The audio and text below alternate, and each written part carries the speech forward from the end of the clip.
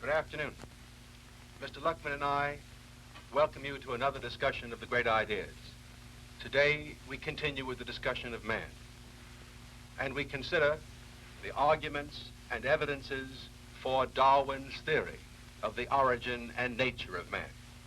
That theory was not stated in The Origin of Species, which Darwin published in 1859.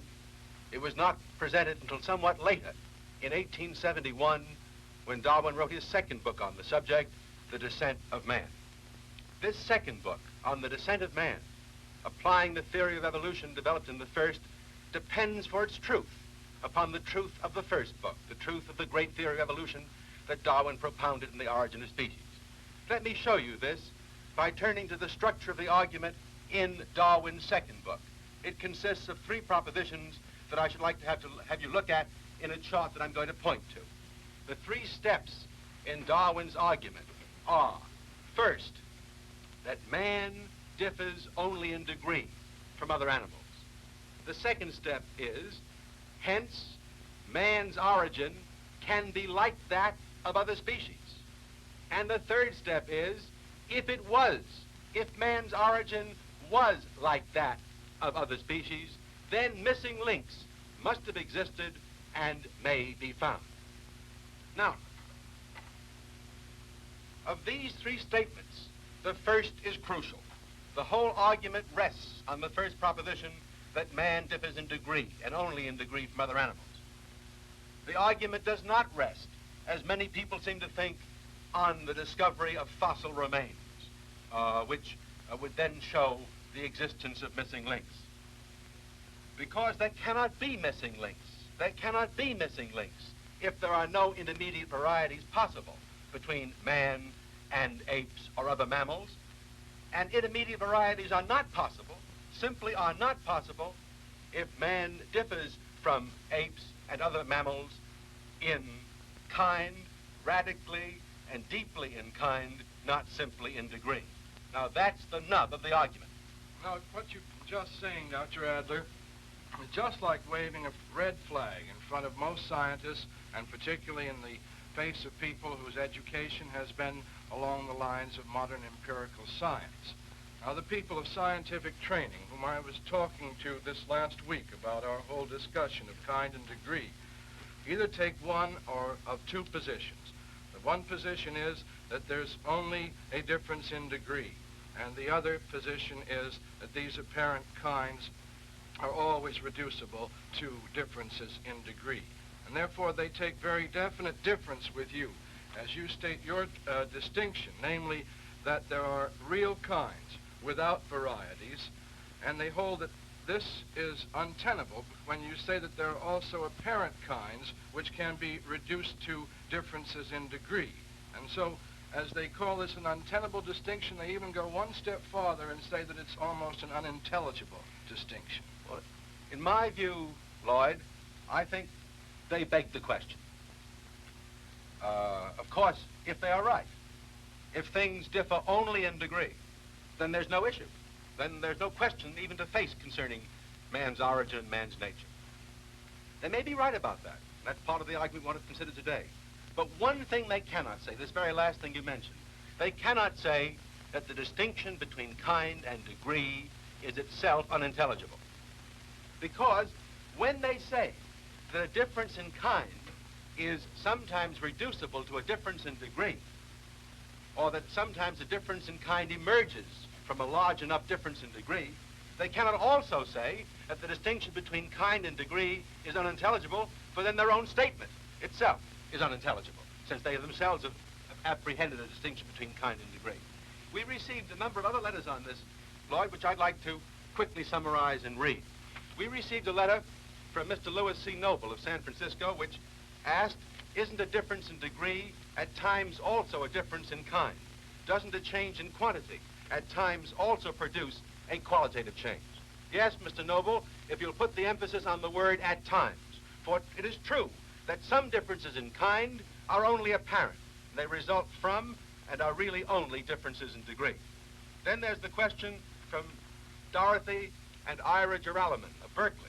They point out that kinds often grade imperceptibly from one to another. and that examples of intermediate forms, they give many examples, as a matter of fact, of intermediate forms between things that are said to differ in kind. And they are quite right about this. When kinds are only accidental or apparent kinds, not essential or real kinds, then there are intermediates connecting them, for they are ultimately reducible to differences in degree. And finally, there's this question, or this letter, which is a very good letter indeed, from Mr. Roger Gillette of Palo Alto. Mr. Gillette points out difficulties with my mathematical examples of last week, the triangle and the square as differing in kind, because he points out that they can be interpreted as differing in degree as well, since the square has one more side than the triangle. He is quite right about this. Any two mathematical objects, because they are magnitudes or multitudes, they are quantities, will appear to differ in degree as well as in kind.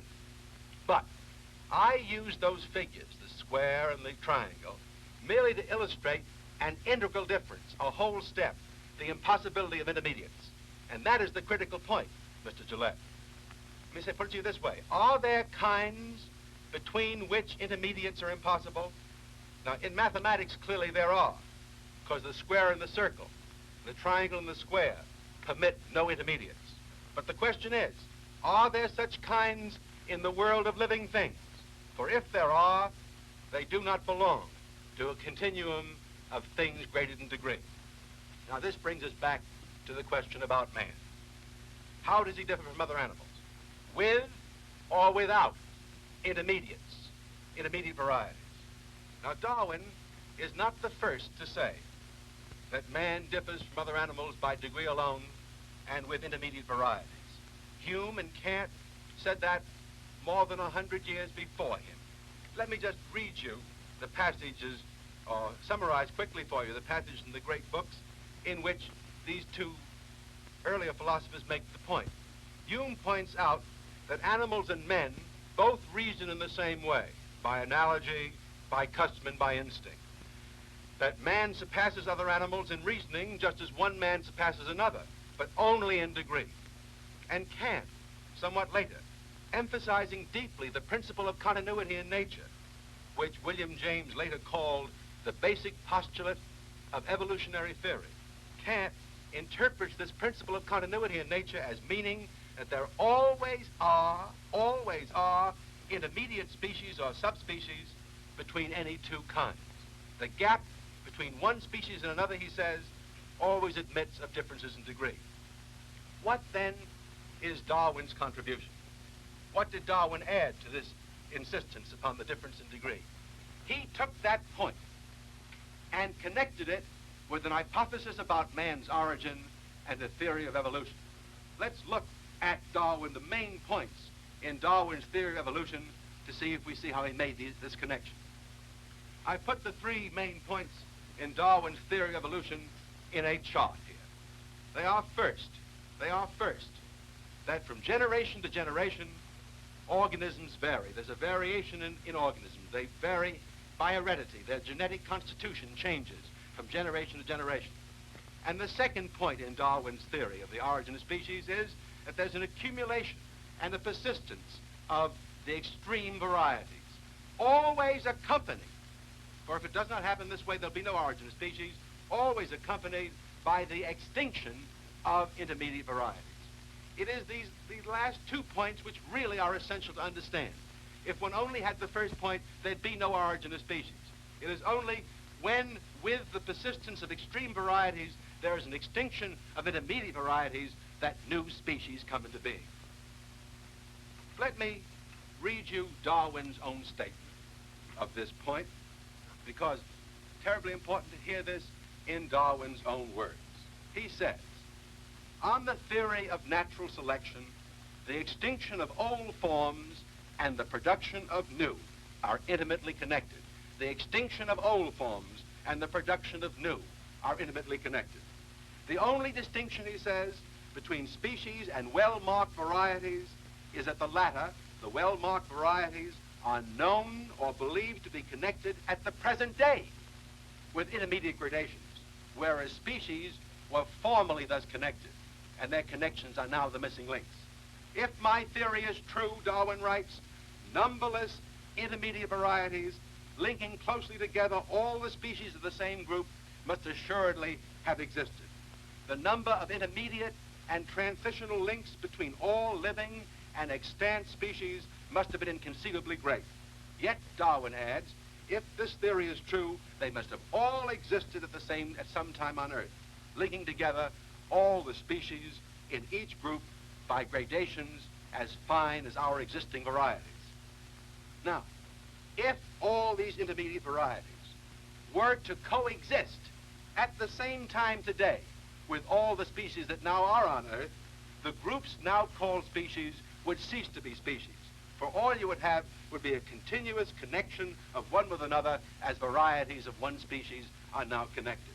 Darwin sets this forth in a chart, and I want to show you that chart because I think if I go through the chart, I can explain it all quite simply and concretely. Let's look at this chart together. Here at the top line are 4 species of a genus up here.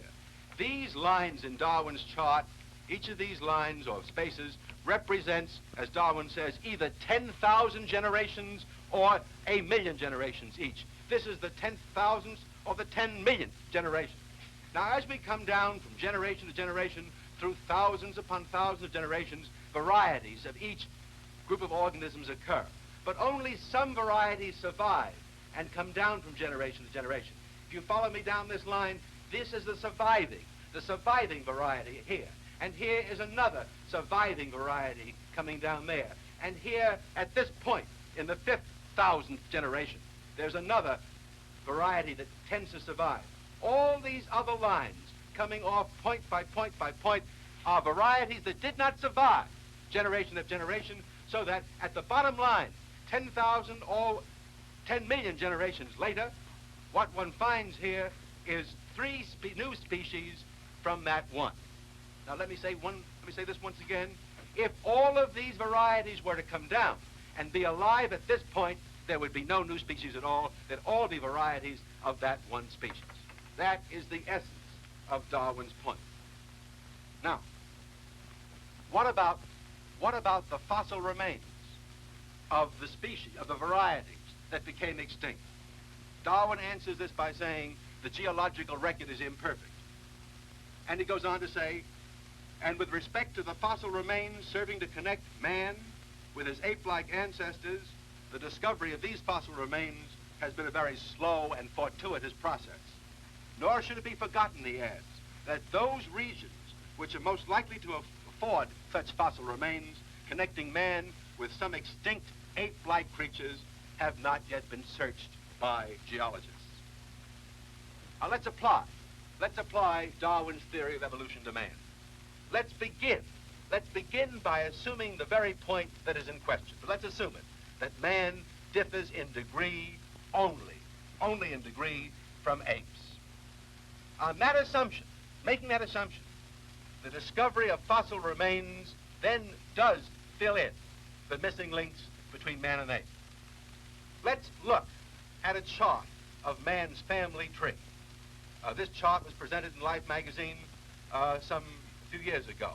In this chart, you see at the top of the dotted line, modern man, contemporaneous with the 4 anthropoid apes, the orangutan, the gibbon, the chimpanzee, and the gorilla.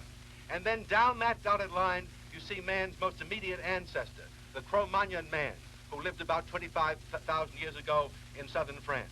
And a little earlier in the insert there is a man recently discovered, or a fossil recently discovered, the Ho-Tu man, in the direct line of the Cro-Magnon man. But on those other shoots off to the side, there are other possible missing links. The Neanderthal man, who is now dated at somewhere between 50,000 and 100,000 years ago, and earlier and more remote, the Heidelberg man and the Swanscombe man, about 600,000 years ago, and toward the bottom of the line, still more remote, are Pithecanthropus erectus found in Java, and the South African ape man, probably living 1 million years ago, both of whom are really questionable as whether they're men or apes. Now, all of these are reconstructions for a few bones, usually the jaw bones or bones of the skull. And I would like to show you how the archaeologists and the anthropologists reconstruct these prehistoric men. I have some pictures here which I'd like to show you. First, a picture of the Cro-Magnon man. Second, a picture of the Neanderthal man. Third, a picture of that questionable figure, Pithecanthropus erectus. And in one case, the anthropologists have even done an imaginative sketch of what the old Neanderthal man looked like. There he is in that picture in the flesh. Now, as you look at these remains, these fossil remains and reconstructions, let me add the point that I want to make most clearly. All of these reconstructions from fossil remains bear only on man's anatomical resemblance to the apes or other primates. But as I understand it, man's resemblance to the apes and to other mammals doesn't depend solely on anatomical resemblances, Dr. Adler. There are physiological resemblances as well, and in particular I'd like to emphasize the embryological resemblance, because in the fetus, the developmental stage of the human fetus, there are direct parallels with the evolution anatomically, physiologically between man and mammals. That is quite correct, Lloyd. All these evidences, the physiological and the embryological, along with the anatomical, all of them, I think, however, show just two things. First, the evolutionary origin of man's human body. And second, man's very close bodily affinity with the primates and especially the anthropoid apes. On the other hand, we must not forget the great differences anatomically and even physiologically between man and the apes. Here, in a fundamental book on the subject by Ashley Montague, An Introduction to Physical Anthropology, Professor Montague lists some 50 differences, anatomical differences between man and ape, and then says there are many other physiological differences as well. Nevertheless, these differences, all of them, do not separate man from ape. It isn't in body that the separation takes place. The human species, as you know, is not defined by any particular bodily part or characteristic. What is the name the biologists give to the human species when they separate the hominidae, which are the class of men, from the pungidae, which are the class of apes in the Anthropomorpha class? How do they do that? The hominidae they defined as a genus having one species, that species being defined as Homo sapiens, the only species which is sapient or has enough intelligence to become wise. And that, seems to me, is the main point. It is the mental difference or the psychological difference that counts. Let me tell you a story that I think illustrates this point very nicely. It was during the first years of the last war, and young men were being drafted on all sides. A colleague and I were teaching a great books class, and as sometimes happens in a great books class, the question of man's nature arose. Was he different in degree or kind from the anthropoid apes? And my colleague said to the class, well, now let's suppose that into this room walked an ape-like creature, long arms shaking, hairy chest, protruding jaw, and receding brow. And suppose he said that though he looked like this, he also appeared to be quite thoughtful, as you see in this picture here of a chimpanzee deep in thought. And showing a picture like this, my colleague said, why, that even looks like a philosopher. It looks like Dr. Adler here. Now he said, if this ape-like creature in appearance were to talk and act like a man, particularly if he were to talk philosophically, he said, would you call him a man? And a little girl sitting in the back of the room said, times are hard. That, I think, is the story. And makes the point. Because the point, the heart of the matter really lies in the psychological difference between man and ape, not in the physical resemblances or differences. The question is the psychological difference between man and ape a difference in kind or degree? Is it bridgeable? Is the psychological difference between man and ape bridgeable by intermediate varieties or not? And so there are two sides to the argument.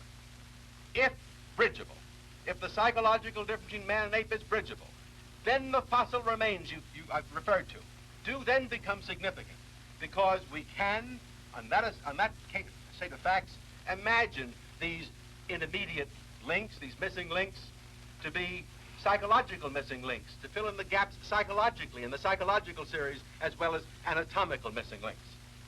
We can imagine them to be psychological intermediates between man and the extant anthropoid apes. But if, on the other hand, the psychological difference is one in kind and is unbridgeable, then the fossils prove nothing. Then the fossils, I say, prove nothing. Because if the psychological missing link is impossible, then evolution cannot account for the origin of man's mind, even if it does account for the origin of man's body.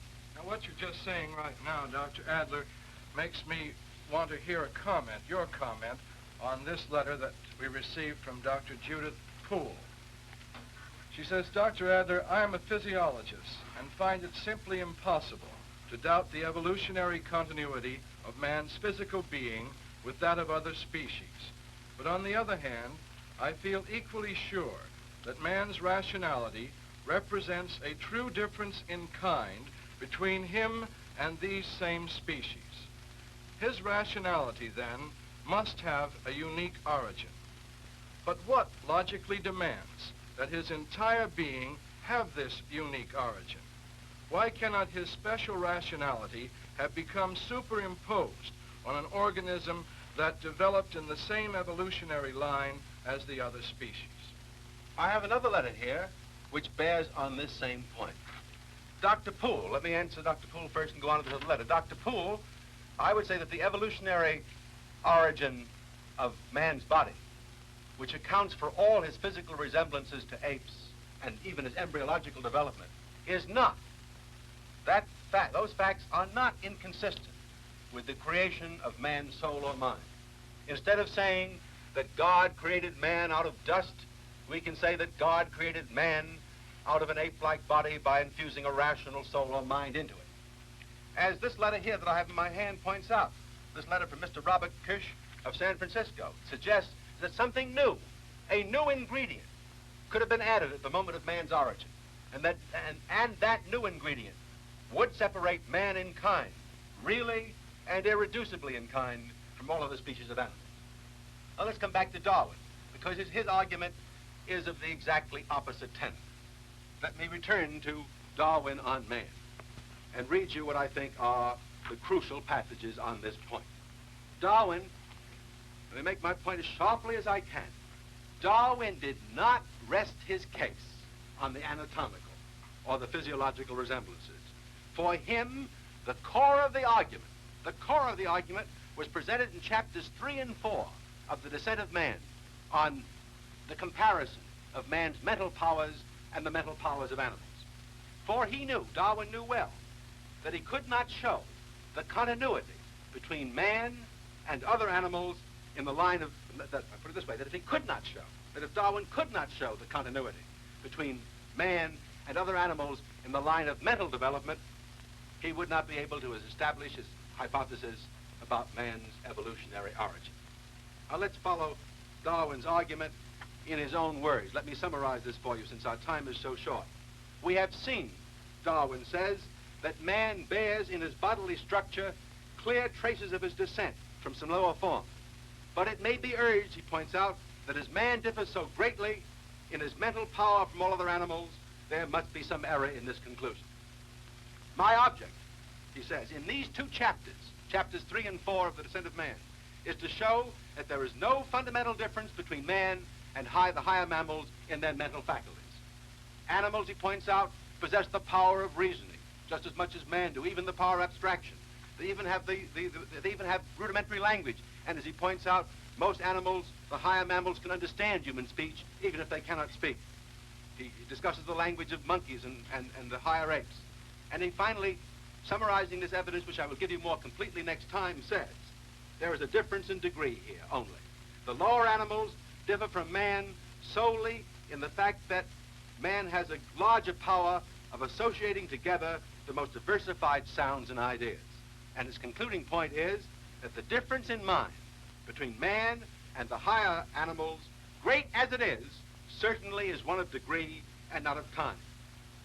A difference in degree, however great, he concludes, does not justify us in placing man in a distinct kingdom. Now, there is more evidence that I have not time today to present to you. I would like to start next time by giving you more fully Darwin's evidence for thinking that man differs only in degree mentally as well as physically.